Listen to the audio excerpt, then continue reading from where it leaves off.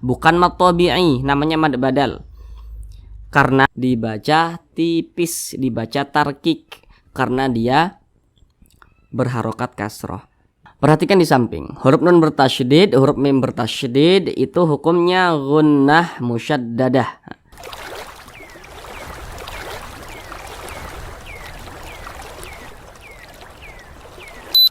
Assalamualaikum warahmatullahi wabarakatuh. Semoga saudara semuanya senantiasa dalam keadaan sehat, dipermudah segala urusannya, dikabulkan segala hajatnya, dan senantiasa dilancarkan rezekinya oleh Allah Subhanahu wa taala. Amin amin ya rabbal alamin. Baiklah saudara semuanya, kita kali ini akan kembali lagi belajar membaca Al-Qur'an dengan penjelasan tajwidnya yang pelan-pelan. Di sini kami akan terus berupaya untuk membantu saudara semuanya agar yang belum lancar membaca Al-Qur'an bisa segera lancar, kemudian juga yang belum memahami tajwid agar bisa segera memahami ilmu tajwid dengan mudah. Belajar mengaji Al-Qur'an ini kami peruntukkan untuk Bapak Ibu lansia dan juga saudara pemula yang belum lancar membaca Al-Qur'an ataupun yang sudah lancar tapi belum memahami ilmu tajwid. Mari belajar mengaji bersama kami. Insyaallah dengan penjelasan yang pelan-pelan, saudara semuanya bisa segera lancar dalam membaca Al-Qur'an, kemudian juga dapat memahami ilmu tajwid dengan sangat-sangat mudah.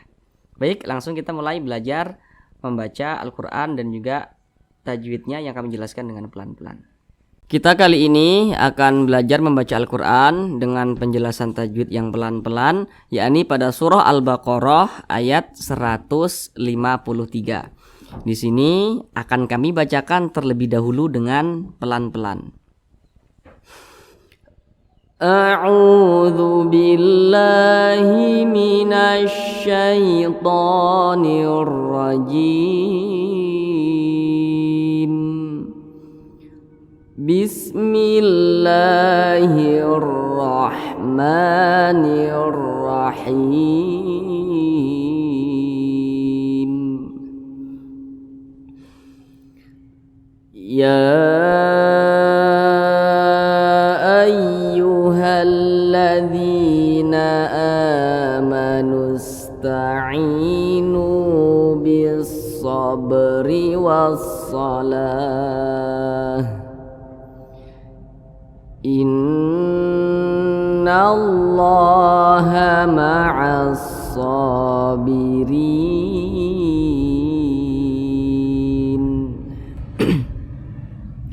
Baik, sekarang kita bahas tentang tajwidnya dengan pelan-pelan.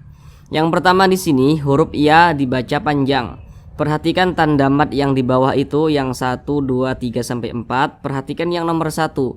Apabila kita membaca Al-Qur'an berjumpa dengan alif kecil yang berdiri di atas suatu huruf, maka huruf tersebut dibaca panjang. Nah, di sini ada alif kecil berdiri di atas huruf ya. Nah, maka huruf ya ini dibaca panjang. Nah, pada awalnya ini namanya mad tabi'i. Akan tetapi mad tabi'inya itu berjumpa dengan huruf hamzah tapi masih di satu kata. Mana huruf hamzahnya? Nah, ini adalah huruf hamzah. Ini kan ada alif, kemudian ada tanda bacanya nih, ada harokat fathah. Baris ke atas ini disebut juga dengan tanda baca fathah atau harokat fathah. Nah, maka ini namanya berubah menjadi mad jaiz munfasil. Nah, perlu diingat kalau kita membaca Al-Qur'an mushaf Indonesia, apabila berjumpa dengan alif yang memiliki tanda baca, itu adalah huruf hamzah. Seperti ini, alif ada tanda bacanya, ini alif ada tanda bacanya, maka itu adalah huruf hamzah. Nah, karena dia mad jaiz munfasil, maka dikasihlah tanda panjang berbentuk seperti bendera ini. Nah, mad jaiz munfasil itu panjangnya boleh 5 harokat, boleh juga 4 harokat. Nah, boleh 4, boleh 5.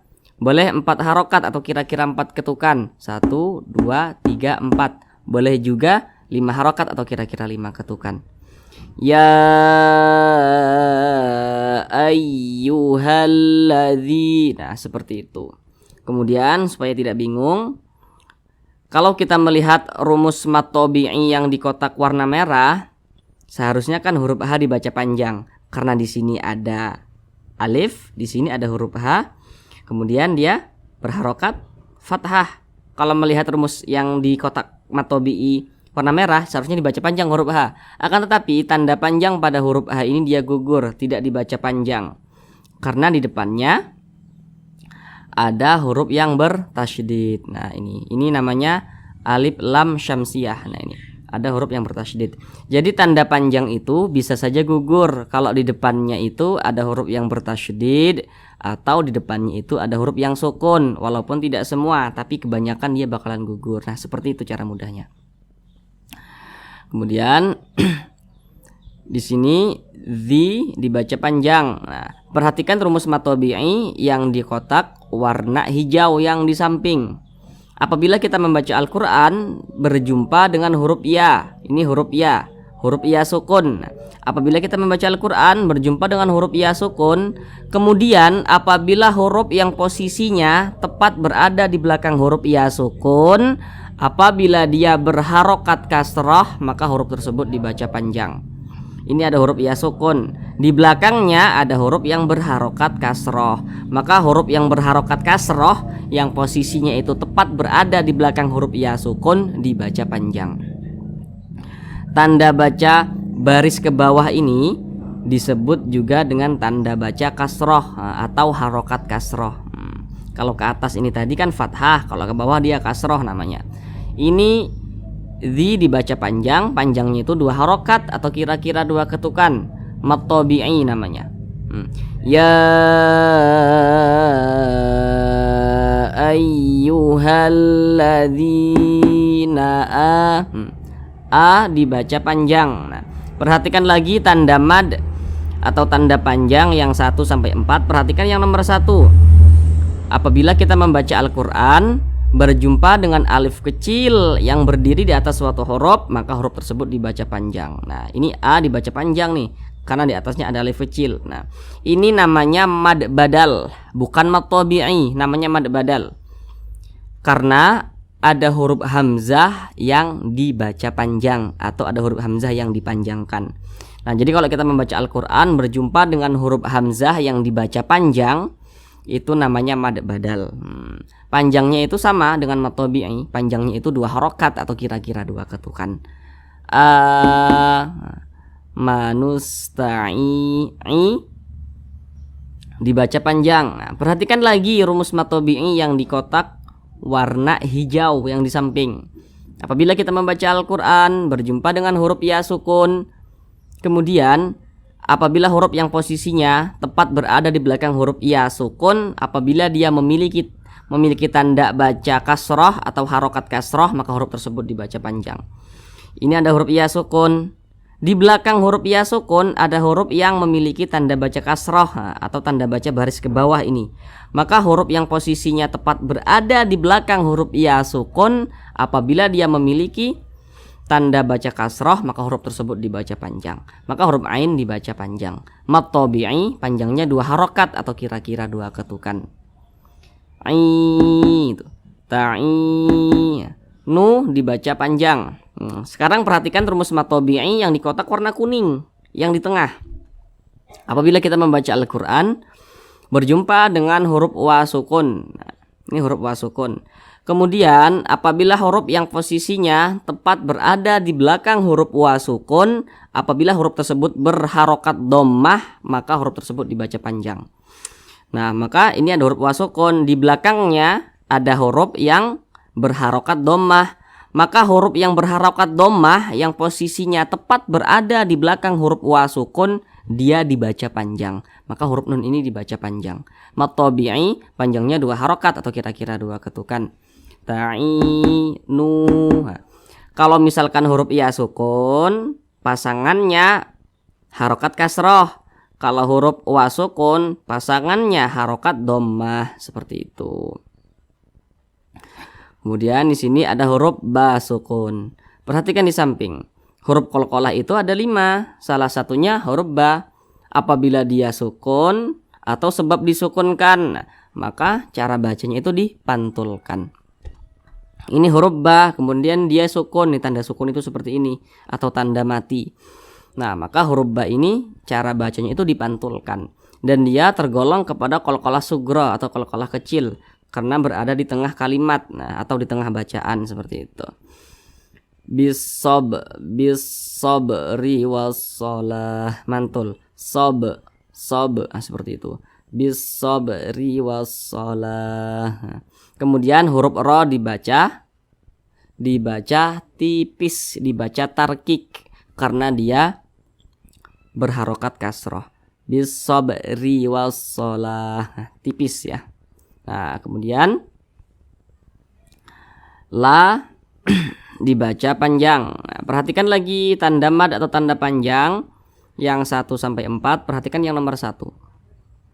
Apabila kita membaca Al-Quran berjumpa dengan alif kecil yang berdiri di atas suatu huruf, maka huruf tersebut dibaca panjang. Ini ada huruf lam, di atasnya ada alif kecil, maka huruf lam dibaca panjang. Pada awalnya ini namanya mat tabi'i, akan tetapi mat tabi'inya itu berjumpa dengan huruf yang kita sukunkan atau kita wakafkan. Berjumpa dengan huruf yang kita sukunkan atau kita matikan, sebab kita berwakaf di huruf tersebut dan huruf tersebut tidak dibaca panjang, maka namanya berubah menjadi mad arid li sukun. Panjangnya itu boleh 2 harokat atau kira-kira 2 ketukan, 1, 2, boleh 4 harokat atau kira-kira 4 ketukan, hingga 6 harokat atau kira-kira 6 ketukan. Nah, kalau untuk mad arid li sukun, yang terpenting konsisten dalam sekali bacaan, seperti itu. Ini kita baca wassalah. Nah, jangan dibaca wassolati, tapi kita baca wassalah. Nah, yang pertama di sini perlu diingat, apabila berjumpa dengan huruf ta marbutoh, nah, apabila dia berwakaf dan kita sukunkan, maka dirubah menjadi huruf H. Maka ini kita baca wassalah. Jangan dibaca wassolat, jangan, tapi kita baca wassalah. Nah, ciri-cirinya ta marbutoh itu di bawahnya ada huruf H, di atasnya ada huruf ta. Nah, jadi kalau kita berwakaf atau berhenti tepat di huruf ta marbutoh, kemudian dia tidak dibaca panjang nih, maka huruf ta tersebut kalau dia sukun atau mati dirubah menjadi huruf H. Wassalah, seperti itu. Kemudian ini kita baca wassalah, tidak kita baca wassolati, tidak, tapi kita baca wassalah. Karena kita berhenti pada huruf ta marbutoh ini, kemudian huruf ta ini dia tidak dibaca panjang. Maka kalau kita berhenti atau berwakaf di huruf yang tidak dibaca panjang, maka huruf tersebut itu harus kita sukunkan atau kita matikan, seperti itu. Maka ini kita baca wassalah, seperti itu. Kemudian di sini ada tanda waqaf berbentuk qaf dengan lam yang bermakna al-waqfu aula. Jadi maksudnya itu berwakaf di sini atau berhenti di sini itu lebih utama daripada diwasolkan atau diteruskan. Nah, seperti itu. Jadi kalau berjumpa dengan tanda wakaf yang seperti ini, alangkah baiknya kita berhenti, jangan kita teruskan. Kalau kita teruskan juga tidak apa-apa, tapi berhenti lebih utama, seperti itu. Kemudian di sini, nah di sini huruf wa tidak dibaca panjang ya, karena di depannya, nah perhatikan tadi, nah di sini ada huruf yang bertasydid, tidak dibaca panjang dia. Nah, seperti itu. Kemudian di sini ada huruf nun bertasydid. Perhatikan di samping. Huruf nun bertasydid, huruf mim bertasydid itu hukumnya gunnah musyaddadah. Perhatikan catatan di bawahnya itu. Itu sengaja kami buat catatan karena di sini kan kami peruntukkan untuk yang pemula banget gitu, supaya tidak bingung nanti. Karena nanti tidak semua huruf nun bertasydid, tidak semua huruf mim bertasydid hukumnya gunnah musyaddadah kalau di belakangnya itu kemasukan nun sukun atau tanda baca tanwin, seperti itu. Maka kami buat catatan di bawahnya itu. Jadi hukumnya kalau nun bertasydid, mim bertasydid itu gunnah musyaddadah dengan catatan apabila di belakangnya itu hurufnya itu berharokat fathah atau kasroh atau dhammah. Nah, ini nun bertasydid, di belakangnya ada huruf yang berharokat kasroh. Nah ini baris ke bawah ini disebut juga dengan harokat kasroh. Nah, berarti ini hukumnya gunnah musyaddadah. Nah, gunnah musyaddadah itu bacanya itu digunnahkan itu didengungkan. Nah, jadi suaranya itu kita tahan, kita panjangkan 2 sampai dengan 3 harokat. Innallah,